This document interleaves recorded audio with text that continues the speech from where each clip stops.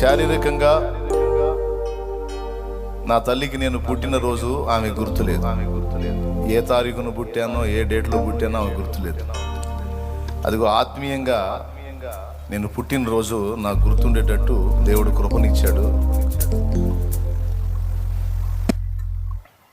మీకేమన్నా కనపడుతుందా స్క్రీన్ మీద?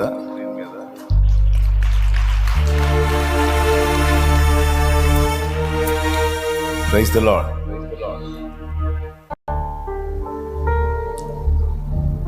అది క్లియర్గా కనపడుతుందా? ఏదో ఒక మహానుభావుడు ఫోటో కొట్టి భద్రం చేశాడు.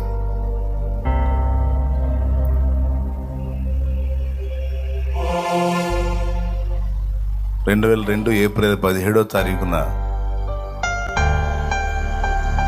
నాకు బాప్తిస్మం ఇచ్చి నిత్య జీవానికి వారసత్వంలోనికి నన్ను చేర్చి తన పరిచర్యను నెరవేర్చిన దైవజనులు ఏసన్న గారు అక్కడ కూర్చుంది. ఆ వెనక నిలబడ్డ గడ్డవాడు ఒకడు ఉన్నాడు చూడండి, కట్టె పొల్లలాగా.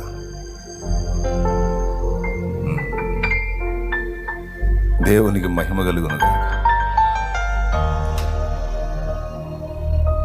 ఆ మహానుభావుడు కొన్ని చోట్ల పరిచర్య చేస్తా, నరసరావుపేటలో కూడా చేయాలి సేవ అని అక్కడ కూడా పరిచర్య ప్రారంభించి ఒక దైవజనుడిని అక్కడ ఏర్పాటు చేసి పరిచర్య జరిగిస్తూ ఉంటే అక్కడ నేను ప్రభువుని దర్శనం పొందిన తర్వాత నేను మొట్టమొదటిగా గారి మందిరం 2002లో